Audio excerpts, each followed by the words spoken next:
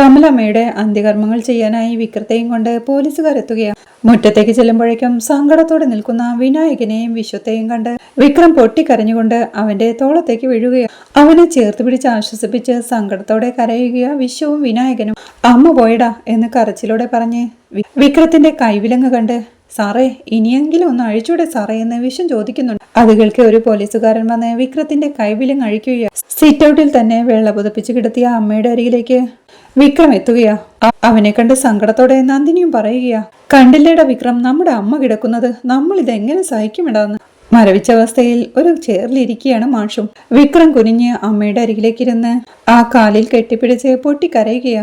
അത് കണ്ട് മാഷും എഴുന്നേറ്റ് അവന്റെ അരികിലേക്ക് ചെന്ന് അവനോട് എഴുന്നേൽക്കാനായി ആംഗ്യം കാണിക്കുമ്പോഴേക്കും വിക്രവും സങ്കടത്തോടെ എഴുന്നേൽക്കുകയാ. പോയി കുളിച്ചിട്ട് വാ, അവളെ യാത്ര അയക്കേണ്ട സമയമായി എന്നച്ഛൻ പറയുന്നത് കേൾക്കെ വിക്രം അച്ഛനെ കെട്ടിപ്പിടിച്ച് പൊട്ടിക്കരയുകയാ. അവിടെ ഹോസ്പിറ്റലിൽ ആ ആംബുലൻസ് ഡ്രൈവർ അരുണിന്റെ അരികിലേക്ക് വന്ന് സിസ്റ്ററെ, ആ തരുൺ ദബാങ്ങിന്റെ ഭാര്യ മരിച്ചു പോയല്ലേ എന്ന് ചോദിക്കുന്നുണ്ട്. അത് കഷ്ടായിപ്പോയി എന്ന് അരുണ പറയേ, കുഞ്ഞോ, അവരുടെ കുഞ്ഞു മരിച്ചുപോയെന്ന് കേട്ടു എന്ന് പറയുക. അതില്ലല്ലോ, കുഞ്ഞു ജീവനോടെയുണ്ട് എന്നവൾ പറയേ. അപ്പോ ആരുടെ കുഞ്ഞാ മരിച്ചതെന്ന് അയാൾ ചോദിക്കുക. അത് വേറൊരു പേഷ്യന്റിന്റെ ആണെന്ന് അരുണ പറയേ. വേദയുടെ ഫോട്ടോ മൊബൈലിൽ കാണിച്ചു കൊടുത്ത് ഇവരുടെയാണോ എന്ന് അയാൾ ചോദിക്കുക. തനിക്ക് എങ്ങനെ ഇവരെ അറിയാമെന്ന് അരുണ ചോദിക്കുക. ഒരാൾ അയച്ചു തന്നത് എനിക്ക്, ഇവരുടെ വിശേഷങ്ങൾ പറയാമോ എന്ന് ചോദിച്ചു. നാട്ടിലുള്ള ഏതോ ബന്ധുവാണെന്ന് അയാൾ പറയേ. പാവം, അവരുടെ കുട്ടി മരിച്ചുപോയി എന്ന് അരുണയും പറയുന്നുണ്ട്. ആണോ, കഷ്ടമായില്ലേ എന്ന് ചോദിച്ച ആംബുലൻസ് ഡ്രൈവറും അവിടുന്ന് പോവുകയാണ്. സംശയത്തോടെ അയാളെ ശ്രദ്ധിച്ചു നിൽപ്പ അരുണയും. പിന്നീട് അരുണ ലേബർ റൂമിൽ കിടക്കുന്ന വേദയുടെ അരികിലേക്ക് എത്തുകയും മോൾ എവിടെയെന്ന് വേദ ചോദിക്കേ. കുഞ്ഞിനെയും കൊണ്ട് അയാള് ക്രിമിനേഷന് പോയിരിക്കുന്നത്. ഇത് കുറച്ച് കടന്നു പോയില്ലെന്ന് എനിക്ക് ആദ്യം തോന്നിയിരുന്നു. പക്ഷേ നീ പറഞ്ഞതാ ശരി, ചുറ്റും ശത്രുക്കളുണ്ട്, നിനക്കൊറ്റയ്ക്ക് ആ കുഞ്ഞിനെ സംരക്ഷിക്കാനാവില്ല എന്ന് അരുണ പറയേ. അവരാരും പോയിട്ടില്ലല്ലേ എന്ന് വേദയും ചോദിക്കുന്നു. ഇല്ല, നാട്ടിലെ ഏതോ ബന്ധുവിനെ അറിയിക്കാനാണെന്ന് പറഞ്ഞ് നിന്റെ വിവരം ഇവിടുത്തെ ആംബുലൻസ് ഡ്രൈവറോട് ചോദിച്ചു. അത് നീ പറഞ്ഞ ആളുകൾക്ക് വേണ്ടിയാണെന്ന് എനിക്ക് മനസ്സിലായി എന്നരുണ പറയുന്നത് കേൾക്കെ. സിസ്റ്റർ എന്തു പറഞ്ഞു എന്ന് വേദയും ചോദിക്കും. അരുണ ഒന്നും മിണ്ടാതെ തലകുനിച്ചിരിക്കുന്നത് കണ്ട് രാധികയുടെ കുഞ്ഞ് എന്റെ കുഞ്ഞായല്ലേ എന്ന് ചോദിച്ചവൾ വിഷമത്തോടെ കരയുകയാണ്. അപ്പോഴേക്കും അവിടെ അമ്മയുടെ സംസ്കാര ചടങ്ങുകൾക്ക് റെഡിയായി കുളിച്ചു വരികയാ വിശ്വവും വിക്രവും വിനായകനുമെല്ലാം. ഇനി തൊഴാനുള്ളവർ തൊഴുതു മാറിക്കോളൂ എന്ന് കർമ്മി പറയുക. അത് കേൾക്കെ എല്ലാവരും സങ്കടത്തോടെ കരഞ്ഞുകൊണ്ട് കമലാമ്മയെ അവസാനമായി തൊഴുതു പ്രാർത്ഥിക്കുകയാണ്. ഇനി ആരുമില്ലല്ലോ, എന്നാൽ എടുക്കാമെന്ന് കർമ്മി പറയുമ്പോഴേക്കും കമലാമ്മയെ സംസ്കാര ചടങ്ങിനായി എടുത്തുകൊണ്ട് പോവുകയാണ്. പിന്നീട് അച്ഛന്റെ സാന്നിധ്യത്തിൽ വിക്രം തന്നെ അമ്മയുടെ ചിതയ്ക്ക് തീ കൊളുത്തുകയാണ്. അത് കഴിഞ്ഞവൻ സങ്കടത്തോടെ നിൽക്കുന്ന അച്ഛന്റെ അരികിലേക്ക് വന്ന് അവസാനം അമ്മയ്ക്ക് സ്വന്തം മണ്ണിൽ കിടന്നുറങ്ങാൻ പറ്റാതായി. അതില്ലാതാവാൻ ഞാൻ കാരണമായല്ലേ അച്ഛാ എന്നവൻ ചോദിക്കേ. ലോകത്ത് എവിടെ അടക്കം ചെയ്താലും അവൾ ഉറങ്ങുന്നത് എന്റെ നെഞ്ചിലല്ലേടാ എന്നച്ഛൻ ചോദിക്കുന്നവൾക്ക് അവൻ പൊട്ടിക്കരഞ്ഞുകൊണ്ട് അച്ഛന്റെ നെഞ്ചത്തേക്ക് വീഴുകയാണ്. അച്ഛൻ അവനെ ചേർത്ത് പിടിച്ച് ആശ്വസിപ്പിക്കുമ്പോഴേക്കും കമലമ്മയുടെ ചിതയും കത്തി തീരുകയാ.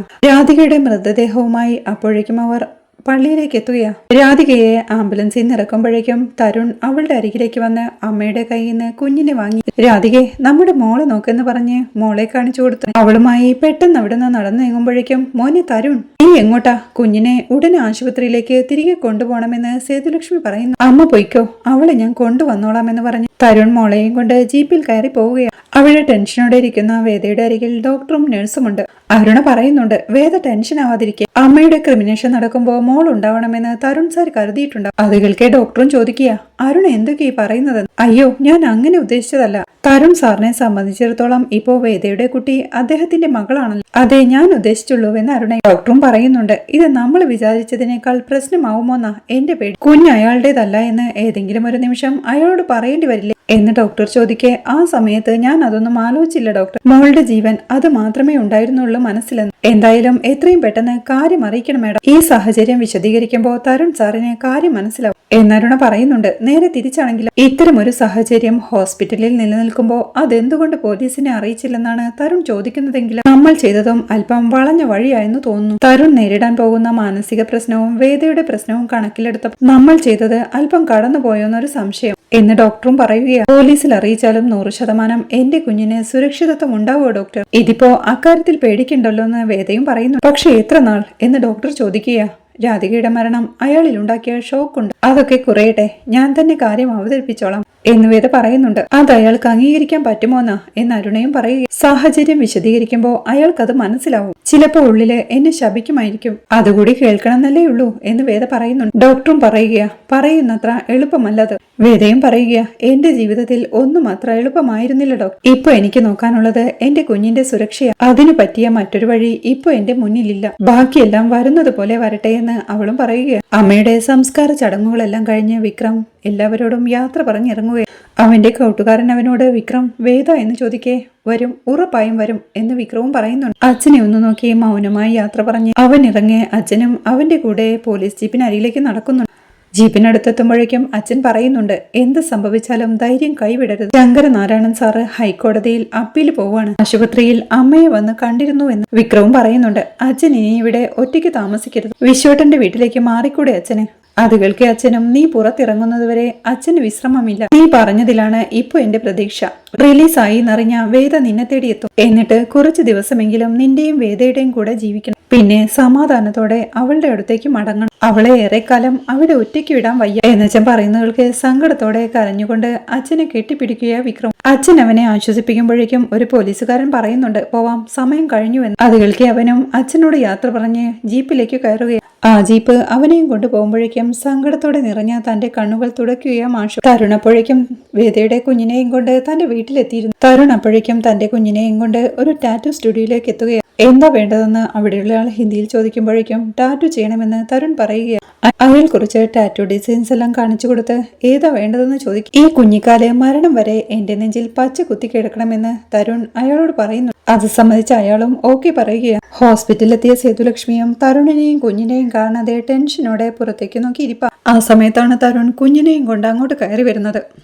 സേതുലക്ഷ്മി എഴുന്നേറ്റ് ചെന്ന്, എന്റെ പൊന്നു തരുൺ, നീ ഈ കുഞ്ഞിനെയും കൊണ്ട് എവിടെ പോയതാ? അവൾ അവിടെ കാത്തിരിക്കുവല്ലേ എന്ന് ചോദിക്കും. അവരെന്തിനു കാത്തിരിക്കണം? എന്റെ കുഞ്ഞിനെയും കൊണ്ട് എവിടെ പോണമെന്ന് ഞാനല്ലേ തീരുമാനിക്കുന്നത് എന്ന് തരുണും ചോദിക്കുന്നുണ്ട്. അങ്ങനെയല്ല മോനെ, കുഞ്ഞിന് വിശക്കില്ലേ? പാല് കൊടുക്കാൻ അവളുടെ ആവശ്യമില്ലേ ഇപ്പോ എന്ന് ചോദിച്ച് അവന്റെ കയ്യിൽ നിന്ന് കുഞ്ഞിനെ വാങ്ങി ലേബർ റൂമിലേക്ക് പോവുകയാണ്. കുഞ്ഞിനെ കൊണ്ടുചെന്ന് ലേബർ റൂമിന് പുറത്ത് നിൽക്കുകയായിരുന്ന അരുണയുടെ കയ്യിലേക്ക് കൊടുക്കുമ്പോഴേക്കും അവൾ കുഞ്ഞുമായി അകത്തേക്ക് കയറി പോവുകയാണ്. കരയുന്ന കുഞ്ഞിനെയും കൊണ്ട് അരുണ റൂമിലേക്ക് കയറുമ്പോഴേക്കും ടെൻഷനോടെ ബെഡിലിരിക്കായിരുന്ന വേദയും, അയ്യോ കുഞ്ഞു കരയുകയാണല്ലോ എന്ന് പറഞ്ഞ് എഴുന്നേൽക്കുകയും അവളുടെ കയ്യിലേക്ക് കുഞ്ഞിനെ നൽകി. വിശന്നിട്ടാവും, ഈ പ്രായത്തിലുള്ള കുഞ്ഞുങ്ങൾക്ക് അതല്ലേ അറിയൂ. ഫീഡ് ചെയ്തേക്കെന്ന് പറയേ വേദ ബെഡിലേക്ക് കിടന്ന് കുഞ്ഞിനെ ഫീഡ് ചെയ്യുക. അപ്പോഴും ലേബർ റൂമിന് പുറത്ത് ടെൻഷനോടെ നോക്കി നിൽപ്പാ സേതുലക്ഷ്മി. അരുണ ലേബർ റൂമിൽ നിന്ന് പുറത്തിറങ്ങി പോകുമ്പോഴേക്കും സേതുലക്ഷ്മി വേദയുടെ അരികിലേക്ക് ചെല്ലുകയും അവളുടെ ബെഡിനരികിലുള്ള ചെയറിലേക്ക് ഇരുന്ന് കുഞ്ഞുറങ്ങിയോ എന്ന് സേതുലക്ഷ്മി ചോദിക്കേ. ഓവ്, അവൾക്ക് നന്നായി വിശന്നു തോന്നുന്നു എന്ന് വേദയും. എന്താ ഇത്ര വൈകിയതെന്ന് വേദ ചോദിക്കേ. ഇത് എവിടെ ചെന്ന് നിൽക്കുമെന്ന് എനിക്കൊരു പിടിയുമില്ല മോളെ. വേദയോടായി സേതുലക്ഷ്മി പറയുക. ക്രിമിനേഷൻ കഴിഞ്ഞ് തിരിച്ചു പോകാൻ നേരം അവൻ കുഞ്ഞിനെയും കൊണ്ട് ഒറ്റപ്പോക്കായിരുന്നു. വേദകൾക്ക് എവിടേക്കെന്ന് വേദയും ചോദിക്കുക. അതറിയില്ല മോളെ, എന്നോടൊന്നും പറഞ്ഞില്ല. കുഞ്ഞില്ലാതെ മോളുടെ അടുത്തേക്ക് എങ്ങനെ തിരിച്ചു വരുമെന്നോർത്ത് പേടിച്ച് നിൽക്കായിരുന്നു ഞാൻ. അവൻ വന്നിറങ്ങിയപ്പോഴാ എനിക്ക് സമാധാനമായത് എന്നവർ വീണ്ടും പറയേ. എങ്ങോട്ടാ പോയതെന്ന് ചോദിച്ചില്ലേ എന്ന് വേദ ചോദിക്കുക. ഇല്ല മോളെ, ആദ്യം കുഞ്ഞിനെ നിന്റെ അടുക്കൽ എത്തിക്കാനാ ഞാൻ നോക്കിയത്. പോകെ പോകെ ഇത് പ്രശ്നമാവോ മോളെ? അവസാനം ഇത് നിന്റെ കുഞ്ഞാണെന്ന് ആരോടും പറയാൻ പറ്റാത്ത ഒരു ദുരവസ്ഥയിലേക്കാവോ എല്ലാരും കൂടി കൊണ്ടെത്തിക്കാൻ പോകുന്നത്?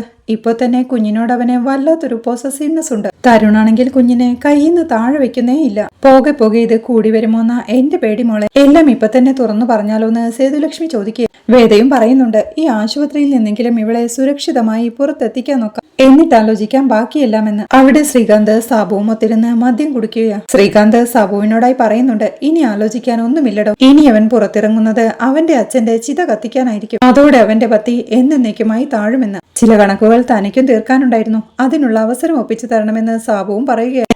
നേരിട്ട് തീർക്കാൻ പറ്റിയില്ലെങ്കിൽ എന്താ, അവൻ ജയിലിൽ അനുഭവിച്ചാ പോരെ എന്ന് ശ്രീകാന്ത് ചോദിക്കുക. അത് മതി, അല്ലെങ്കിലും ഇനി നേരിട്ട് തീർക്കാൻ ഞാനില്ല എന്ന് സാബു പറയേ. എന്താടോ, പേടിച്ചിട്ടാണോ എന്ന് ശ്രീകാന്ത് ചോദിക്കുക. പേടി കൊണ്ടല്ല, പിരിയുന്നത് വരെ സർവീസിൽ തുടരണമെന്നുണ്ട്. നേരിട്ടാവുമ്പോ എന്തെങ്കിലും സംഭവിക്കാനുള്ള സാധ്യത കൂടുതലാണ്. വല്ല അംഗഭംഗവും വന്ന് സർവീസിൽ നിന്ന് പുറത്തു പോകേണ്ടി വന്നാൽ ആ പേരെ ബാക്കി കാണും. ഇവന്റെയൊക്കെ അടികൊണ്ട് ജോലി ചെയ്യാൻ പറ്റാതെ വിട്ടുപോകുന്ന പോലീസുകാരന് മരണം വരെ കഴിയേണ്ടി വരില്ലേ? അതുകൊണ്ട് നമുക്ക് ആ പണി വേറെ ആരെങ്കിലും ഏൽപ്പിച്ച മതി സാറേ എന്ന് സാബു പറയുക. ശ്രീകാന്തും ഒരു ചിരിയോടെ ഏൽപ്പിച്ചു കഴിഞ്ഞിടോ. ജയിലിൽ വെച്ച് തന്നെ പിള്ളേരവനെ പഞ്ഞി കിട്ടോളും. താൻ പിന്നെ എന്താ കരുതിയേ? 3 നേരം ഭക്ഷണവും 500 രൂപ കൂലിയും വാങ്ങി അവനെ ജയിലിനുള്ളിൽ ജീവിച്ചു പോവാൻ ഞാൻ അനുവദിക്കുമെന്നോ? തല പൊക്കുമ്പോഴേ അവൻ ഇനി തല്ലുറപ്പായെന്ന് ശ്രീകാന്തും പറയുക. തല്ലുമ്പോ സാബുവിന്റെ വകയാണെന്ന് പറഞ്ഞ് ഒരടി കൂടുതൽ കൊടുക്കാൻ പറഞ്ഞേക്കണേ എന്ന് സാബു ഓർമ്മിപ്പിക്കുക. പിന്നീട് ക്ലാസ്സിലേക്ക് വീണ്ടും ബ്രാൻഡി ഒഴിച്ച് ഡൽഹി കേസ് എന്താ എന്ന് സാബു ചോദിക്കുക. ദർശന്റെ സുഹൃത്തിന്റെ മകളുടെ വീഡിയോയിലല്ലാതെ വേറെവിടെയും അവളെ സ്പോട്ട് ചെയ്യാൻ കഴിഞ്ഞിട്ടില്ല എന്ന് ശ്രീകാന്ത് പറയെ സമയം കണക്കാക്കിയ ഇപ്പോ ഏതെങ്കിലും ആശുപത്രിയിലാവുമല്ലോ എന്ന് സാബുവും പറയുന്നുണ്ട്. അതെ, അതുകൊണ്ട് തന്നെ ഡൽഹിയിലെ ആശുപത്രികൾ മുഴുവൻ നമ്മൾ അരിച്ചു പെറുക്കിയിരുന്നു. അവളോട് സാദൃശ്യമുള്ള ഒരാളെ ഒരിടത്ത് കണ്ടെത്തി. പക്ഷേ പറഞ്ഞേൽപ്പിച്ച കഴുതകൾക്ക് നേരിട്ട് വെരിഫൈ ചെയ്യാൻ കഴിഞ്ഞില്ല. പക്ഷേ ആശ്വാസമുള്ള ഒരു വാർത്ത അറിഞ്ഞു. ആ പെണ്ണിന്റെ കുഞ്ഞ് പ്രസവത്തോടെ മരിച്ചു എന്ന് ശ്രീകാന്ത് സന്തോഷത്തോടെ പറയുന്നത് കേൾക്കെ ഉറപ്പാണല്ലോ അല്ലേ സാറേ എന്ന് സാബുവും ചോദിക്കും. സാറിന്റെ ആളുകൾ പുറകെയുണ്ടെന്ന് വേദിക്കറിയില്ലേ എന്ന് സബു ചോദിക്കെ അറിയരുതെന്ന് പ്രത്യേകം ഞാൻ പറഞ്ഞിട്ടുണ്ടെന്ന് ശ്രീകാന്ത്. എന്താ അങ്ങനെ പറഞ്ഞത് സാറേ? പല കേസുകളിൽ നമ്മൾ ഔട്ട് ഓഫ് സ്റ്റേറ്റ് അന്വേഷിക്കാൻ പോവാറുണ്ട്. അപ്പോഴൊക്കെ നമ്മൾ ആവർത്തിക്കുന്ന ഒരു തെറ്റുണ്ട്. അന്വേഷിക്കുന്ന ആളുകളെ കണ്ടെത്തുന്നത് എളുപ്പമാക്കാൻ ചില ലോക്കൽസിനെ കൂടി കൂട്ടുപിടിക്കും. അവർക്ക് എങ്ങനെ രഹസ്യമായി അന്വേഷിക്കുന്ന രീതിയൊന്നും അറിയില്ല. നേരിട്ട് കാര്യം തിരക്കും. അന്വേഷിക്കുന്ന വിവരം നമ്മൾ കണ്ടെത്തുന്നയാളെ അറിയുകയും ചെയ്യും. അങ്ങനെ എന്തെങ്കിലും ഈ കാര്യത്തിൽ സംഭവിച്ചിട്ടുണ്ടോ എന്ന് സബു ചോദിക്കെ. എന്ന് വെച്ചാൽ താൻ എന്താ ഉദ്ദേശിക്കുന്നെന്ന് ശ്രീകാന്ത്. കുഞ്ഞ് മരിച്ചുപോയി എന്ന് വേദ മനഃപൂർവ്വം അന്വേഷിക്കുന്ന ആളുകളെ തെറ്റിദ്ധരിപ്പിച്ചതാണെങ്കിലോ എന്ന് സബു പറയെ സംശയത്തോടെ ഇരിക്കുക ശ്രീകാന്തും. വീണ്ടും വേദയുടെയും കുഞ്ഞിന്റെയും അരികിലേക്ക് സേതുലക്ഷ്മി എത്തുകയാ. മോളെ, ഞാൻ മോള് പറഞ്ഞതിനെ പറ്റി എല്ലാം ആലോചിച്ചു. നിന്റെ ഡിസ്ചാർജ് സമ്മറി വരുമ്പോ ആശുപത്രി രേഖകളിലെ കുട്ടിയുടെ പാരന്റ്സിന്റെ കോളത്തിൽ തരുണും രാധികയുമായിരിക്കും. ആ രേഖകൾ മാറ്റിയെടുക്കാന്നൊക്കെ പറഞ്ഞാൽ അത്ര എളുപ്പമല്ല മോളെ എന്നവർ പറയെ. അതൊക്കെ സാങ്കേതികമായ കാര്യങ്ങളല്ലേ അമ്മേ? അതിലും പ്രധാനമല്ലേ ജീവൻ? രാധികയുടെ മരണത്തിന്റെ ഷോക്കിൽ നിന്നും അമ്മയുടെ മകനൊന്ന് സ്വസ്ഥമാവട്ടെ. സംഭവിച്ചതെല്ലാം ഞാൻ തന്നെ പറഞ്ഞോളാമെന്ന് വേദ പറയുക. നാളെ ഡിസ്ചാർജ് ആയി കഴിയുമ്പോ നീ എന്ത് ചെയ്യും മോളെ? നാളെ ആശുപത്രിയിൽ നിന്ന് ഇറങ്ങുമ്പോ നീ കുഞ്ഞുമായി വേറെ വഴിക്ക് പോയാ അത് പെട്ടെന്ന് അംഗീകരിക്കാൻ തരുണിന് പറ്റുമെന്ന് തോന്നുന്നുണ്ടോ മോളെ? എന്തിന്? അവൻ ഈ കുഞ്ഞിനെ നിനക്ക് വിട്ടുതരുമെന്ന് തോന്നുന്നുണ്ടോ എന്ന് സേതുലക്ഷ്മി ചോദിക്കെ. അങ്ങനെയൊരു നാടകം ഈ ഹോസ്പിറ്റലിൽ വെച്ച് നടക്കുന്നത് കുഞ്ഞിന് ദോഷം ചെയ്യുക അമ്മേ എന്ന് വേദയും പറയുന്നുണ്ട്. അപ്പൊ പിന്നെ നീ എന്തു ചെയ്യും മോളെ? കുഞ്ഞിനെ ഫീഡ് ചെയ്യണ്ടേ എന്ന് സേതുലക്ഷ്മി ചോദിക്കും. തൽക്കാലം ഒരു വഴിയേ ഉള്ളൂ. കുറച്ചുകാലം കൂടി ഈ കുഞ്ഞിനെ നോക്കാനെന്നുള്ള പേരില് ഞാൻ നിങ്ങളോടൊപ്പം വരണമെന്ന് അമ്മ തരുണിനോട് പറയണം. വീട്ടിലെ അന്തരീക്ഷമാവുമ്പോൾ കാര്യങ്ങളെല്ലാം തരുണിനെ ബോധ്യപ്പെടും. നമുക്ക് കുറെ കൂടി എളുപ്പമാവും. എന്നെ ഒരു ജോലിക്കാരിയായിട്ട് കണ്ടാ മതി എന്നവൾ പറയെ. സേതുലക്ഷ്മി സ്നേഹത്തോടെ എഴുന്നേറ്റ് അവളുടെ മുഖം കൈക്കുമ്പിളിലെടുത്ത് ഞാൻ എങ്ങനെ നിന്നോട് ചോദിക്കുമെന്ന് കരുതി ഏറെ വിഷമിച്ചൊരു കാര്യമോളെ ഇത്. നീ ഇപ്പോ അത് എന്നോട് ചോദിച്ചോ? ഒരു മകളുടെ സ്ഥാനത്തെ ഞാൻ നിന്നെ കണ്ടിട്ടുള്ളൂ. ജോലിക്കാരിയായിട്ടല്ല, ഒരു മകളായിട്ട് തന്നെ വന്നാ മതി എന്നമ്മ പറയുന്നത് കേൾക്കെ വേദയും സന്തോഷത്തോടെ കരയാൻ തുടങ്ങുകയാ. അപ്പോഴാണ് അരുൺ അങ്ങോട്ട് വരുന്നത്. ആഹാ, എന്താണ് ഇവിടെ ഒരു കരച്ചിലും കെട്ടിപ്പിടുത്തവും ഒക്കെ? നാളെ ഡിസ്ചാർജ് അല്ലേ? എനിക്ക് നൈറ്റാ. ഡോക്ടർ കുറച്ച് കാര്യങ്ങൾ പറഞ്ഞേൽപ്പിച്ചിട്ടുണ്ട്. മാഡം ഒന്ന് എന്റെ കൂടെ വരുമെന്ന് അരുണ് ചോദിക്കേ. സേതുലക്ഷ്മി അവളുടെ പുറകെ പോവുകയാ. വേദയും കുഞ്ഞിനോടായി പറയുന്നുണ്ട്. തൽക്കാലം കുറച്ചു ദിവസത്തേക്ക് അമ്മയും മോളും കൂടി ഒരു വീട്ടിലോട്ട് പോവാണ് കേട്ടോ. ഇന്ന് മോളെയും കൊണ്ട് എങ്ങോട്ടോ പോയ ഒരാളില്ലേ, ആ ആളിന്റെ അടുത്തേക്ക് നമുക്ക് എല്ലാ കാര്യവും പറയണം. മോൾക്ക് മോളുടെ അച്ഛനെ കണ്ടെത്തി തരാം. എന്ത് സഹായമാണ് ചെയ്തു തരാൻ പറ്റുക എന്ന് ചോദിക്കണം. എന്നിട്ട് അമ്മയ്ക്കും മോൾക്കും കൂടി അച്ഛനെ കാണാൻ പോണം. അച്ഛന്റെ കയ്യിലേക്ക് മോളെ വെച്ചു കൊടുത്തിട്ട് അമ്മയ്ക്ക് പറയണം, എന്റെ വിക്രമാദിത്യ, ഇതാ വേതാളം ഇത്രയും കാലം കാത്തു സൂക്ഷിച്ച എന്റെ ചക്കര വിക്രുക്കുട്ടിയെന്ന് എന്ന് സങ്കടത്തോടെ പറഞ്ഞു നിർത്തിയവൾ കുഞ്ഞിനെ ചേർത്ത് പിടിക്കുക. അവിടെ ജയിലിലെ അന്തേവാസികളെല്ലാം ഫുഡ് വാങ്ങിക്കുക. വിക്രം ഒരു പ്ലേറ്റിൽ ചോറുമായി വന്നിരിക്കുമ്പോഴേക്കും കാക്ക കരയുന്നത് കണ്ട് അവൻ ഒരു ഉരുള ചോറെടുത്ത് മനസ്സിൽ അമ്മയെ ധ്യാനിച്ച് അതുകൊണ്ടുപോയി തറയിലിട്ട് വരുന്നുണ്ട്. പിന്നീട് അവൻ കഴിക്കാൻ വന്നിരിക്കുമ്പോഴേക്കും ശ്രീകാന്തിന്റെ ഗുണ്ടകളായ ആളുകൾ പരസ്പരം കണ്ണുകൊണ്ട് ആംഗ്യം കാണിക്കുകയാണ്. ജയിൽ ചോറ് ഇപ്പോ ബലിച്ചോറായല്ലേടാ എന്ന് ചോദിക്കേ. അത് ശരി, പിണ്ടച്ചോറ് ഉരുട്ടി വെച്ചിട്ട് ചിലരൊക്കെ ഇവിടെ ഉണ്ണുള്ളൂ അല്ലേ എന്ന് വേറൊരാളും ചോദിക്കും. വിക്രത്തിന്റെ കൂടെ ഇരുന്ന് കഴിക്കായിരുന്ന രാഘവേട്ടനും ഇത് ശ്രദ്ധിക്കുന്നുണ്ട്. അവർ വീണ്ടും പരിഹാസച്ചിരിയോടെ പറയുന്നുണ്ട്, ജീവിച്ചിരുന്നപ്പോഴോ ഒരു ഉരുള ചോറ് കൊടുത്തില്ല, ചത്തിട്ടെങ്കിലും കൊടുക്കട്ടെ എന്ന് വെക്കും. കാക്കയ്ക്ക് പകരം വല്ല പട്ടിയോ പൂച്ചയോ വന്ന് നക്കിയാൽ എന്തു ചെയ്യും?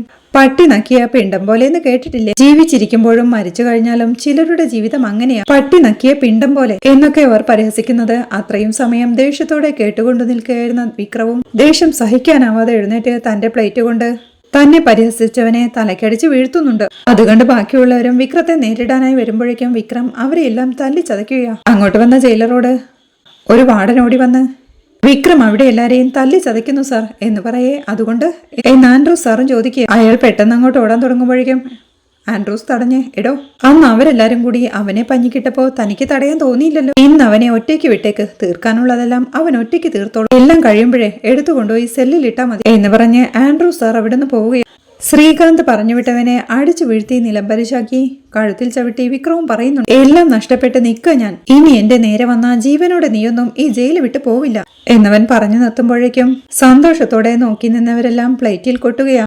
അവരെയൊന്ന് നോക്കി വിക്രമവും അവിടെ നിന്ന് നടന്നു നീങ്ങുകയാ.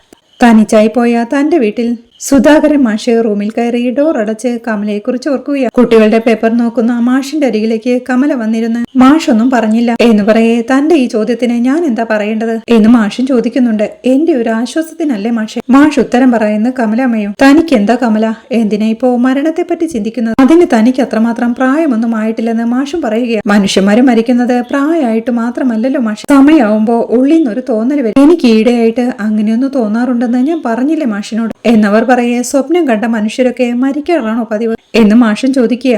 അല്ല മാഷെ, എനിക്കറിയാം ഈ കൂടെ ഒഴിഞ്ഞു പോവാറായി. അങ്ങനെ സംഭവിച്ച മാഷ് ഞാൻ പറഞ്ഞത് ചെയ്യോ എന്നവർ ചോദിക്കേ. അതപ്പോ ആലോചിച്ചാ പോരെ? വിക്രം പുറത്തു വന്നിട്ട് വിക്രത്തിന്റെയും വേദയുടെയും കൂടെ കുറെ കാലം കൂടി നിനക്ക് ജീവിക്കണമെന്നില്ല എന്ന് മാഷൻ ചോദിക്കുക. ആഗ്രഹമുണ്ടായതുകൊണ്ട് കാര്യമില്ലല്ലോ മാഷെ, ആയുസും അതിനനുവദിച്ച് കിട്ടണ്ടേ? അങ്ങനെ സംഭവിച്ചാ ഞാൻ പറഞ്ഞതുപോലെ മാഷിവിടെ ഒറ്റയ്ക്ക് താമസിക്കരുത്. എനിക്കറിയാം മാഷിന് ഒറ്റയ്ക്ക് താമസിക്കാൻ പാടാ, എല്ലാത്തിനും ആള് വേണം. വിശ്വത്തിന്റെ കൂടെ പോയാൽ മതി. ശ്രീജ മാഷിനെ സ്വന്തം അച്ഛനെ പോലെ നോക്കിക്കോളും. മാഷ് പോവില്ലേ? പോകുമെന്ന് എനിക്ക് വാക്ക് താ എന്ന് പറഞ്ഞ കമല കൈനീട്ടുമ്പോഴേക്കും മാഷ് അവിടെ നിന്ന് എഴുന്നേറ്റ്, ഏതായാലും ഉടനെ നീ മരിക്കാൻ പോകുന്നില്ല, അതുകൊണ്ട് ഞാൻ വാക്ക് തരാനും പോകുന്നില്ല എന്ന് മാഷും പറയുക. ചിലപ്പോ മാഷെങ്ങനെ ഒറ്റയ്ക്ക് ജീവിക്കുമെന്നോർത്ത് സങ്കടപ്പെട്ട് മരിക്കാനായിരിക്കും എന്റെ വിധി എന്ന് കമലയും പറയും. എങ്കിൽ ആ വിധി നിനക്കിരിക്കട്ടെ എന്ന് പറഞ്ഞ് താൻ പുറത്തേക്ക് ഇറങ്ങിപ്പോയത് മാഷ് ഓർത്തെടുക്കുകയാണ്. കാട്ടിലേക്ക് വന്നിരുന്ന മാഷും സങ്കടത്തോടെ കരയുക. അപ്പോഴാണ് വിശ്വം അങ്ങോട്ട് വന്ന് ഡോറിൽ തട്ടി അച്ഛനോടൊരു കാര്യം സംസാരിക്കാനുണ്ടായിരുന്നു എന്ന് പറഞ്ഞ് അച്ഛനെ വിളിക്കുന്നത്. മാഷ് റൂമിൽ നിന്ന് പുറത്തോട്ട് ഇറങ്ങി വരുമ്പോഴേക്കും വിശ്വവും ശ്രീജയും നന്ദിനിയും വിനായകനുമെല്ലാം അവിടെ നിൽപ്പാ. അച്ഛാ, ഞങ്ങളിനി എന്താ വേണ്ടതെന്ന് വിനായകൻ ചോദിക്കും. നിങ്ങൾ ഇനി തിരിച്ചു പോയിക്കോളൂ, വേറെ ചടങ്ങൊന്നുമില്ല. ദഹിപ്പിക്കാൻ മാത്രമേ പാടുള്ളൂവെന്നും വേറെ ചടങ്ങുകൾ അരുതെന്നും അവൾ പറഞ്ഞേൽപ്പിച്ചിട്ടുണ്ട് എന്ന് മാഷ് പറയുന്നതുകൾക്ക് ചടങ്ങ് നടത്തുന്നില്ലെങ്കിൽ വേണ്ട, വെറുതെ അതിനുള്ള കാശ് കളയണ്ടല്ലോ എന്ന് നന്ദിനി പറയുന്നതുകൾക്ക് മാഷ് അവളെ തറപ്പിച്ചു നോക്കുകയാ. ഞാൻ ഉദ്ദേശിച്ചത് എന്നൊരു പരുങ്ങലോടെ നന്ദിനി പറയുമ്പോഴേക്കും മതി ഉദ്ദേശിച്ചത്, എല്ലാവർക്കും സമയമായെങ്കിൽ പോവാം എന്ന് മാഷും പറയുകയാ. അപ്പോഴാണ് വിശ്വം, അച്ഛൻ ഞങ്ങളോടൊപ്പം വരണം, അമ്മയുടെ ആഗ്രഹപ്രകാരമാണല്ലോ ചടങ്ങുകൾ നടത്താതിരിക്കുന്നു, അതുപോലെ അമ്മയുടെ ആഗ്രഹമായിരുന്നു ഇതെന്ന് വിശ്വം പറയുന്നു. ശ്രീജയും പറയുകയാ, അമ്മ എന്നെ വിളിച്ച് സംസാരിച്ചിരുന്നു, അച്ഛനോട് പറഞ്ഞിട്ടുണ്ടെന്നും പറഞ്ഞു. അത് കേൾക്കെ നന്ദിനിയും അച്ഛൻ ഇവരുടെ കൂടെ തന്നെ പോകണമെന്നാണ് എന്റെയും അഭിപ്രായം. അമ്മയുടെ ഇഷ്ടമാണല്ലോ നമുക്ക് പ്രധാനം, അതാ അങ്ങനെ പറഞ്ഞതെന്ന് ശ്രീജ പറയുക. മാഷും പറയുന്നുണ്ട്, ഞാനില്ല വിശ്വം, എനിക്ക് ഇവിടെ നിന്ന് അങ്ങനെ പെട്ടെന്ന് പോരാൻ പറ്റില്ല. അതെന്താ അച്ഛാ എന്ന് വിനായകൻ ചോദിക്കേ. അമ്മയുടെ ഓർമ്മകളുള്ള വീടെന്നൊന്നും പറയും, അത് ജപ്തി ചെയ്ത് പോയില്ലേ എന്ന് നന്ദിനി ചോദിക്കേടി. നീ ഒന്നും മിണ്ടാതിരിക്കും എന്നവളെ വഴക്ക് പറഞ്ഞ വിനായകൻ അച്ഛനോടായി, ഒറ്റയ്ക്ക് ഇങ്ങനെ ജീവിക്കാൻ പാടല്ലേ അച്ഛ എന്ന് ചോദിക്കുന്നു. എനിക്കൊരു പാടുമില്ലെന്ന് അച്ഛൻ പറയേ. ഇക്കാര്യത്തിൽ വാശി വേണോ അച്ഛ എന്ന് വിശ്വവും ചോദിക്കും. നീയും നിന്റെ ബിസിനസ്സും അതിന്റെ തിരക്കുകൾക്കിടയിൽ ഇത് ശരിയാവില്ല വിശ്വം. അവൾ അങ്ങനെ പറഞ്ഞിരുന്നു എന്നുള്ളത് ശരിയാ, എന്നാലും അത് വേണ്ടെന്ന് അച്ഛൻ പറയുക. എന്നാ പിന്നെ ഞങ്ങൾ ഇവിടെ നിൽക്കാം, അപ്പോഴോ എന്ന് വിശ്വം ചോദിക്കും. അപ്പോ നിന്റെ ബിസിനസ് ആര് നടത്തും എന്നച്ഛൻ ചോദിക്കേ. അതിനേക്കാൾ വലുതല്ലേ അച്ഛ സമാധാനം, മില്ലിലേക്കും ഓഫീസിലേക്കും ഇവിടുന്ന് പോയി വരാം. പോകും മുമ്പ് വിക്രം കൂടി എന്നോടത് പറഞ്ഞിരുന്നു എന്ന് വിശ്വം പറയേ. ഞാനൊന്ന് ആലോചിക്കട്ടെ എന്ന് പറഞ്ഞ അച്ഛൻ റൂമിലേക്ക് കയറി പോവുകയാണ്. സേതുലക്ഷ്മി തിരികെ രാധികയെ കിടത്തിയ റൂമിലെത്തുമ്പോഴേക്കും അവിടെ നിൽക്കായിരുന്ന തരുണും അമ്മേ മോൾ എവിടെയെന്ന് ചോദിക്കുക. ഡോക്ടർ ബ്രസ്റ്റ് ഫീഡ് ചെയ്യാൻ പറഞ്ഞു. നമ്മുടെ കൂടെ ഈ മുറിയിലൊരു കുട്ടി ഉണ്ടായിരുന്നില്ലേ, ആ കുട്ടിയോട് ഡോക്ടർ സമ്മതം ചോദിച്ചു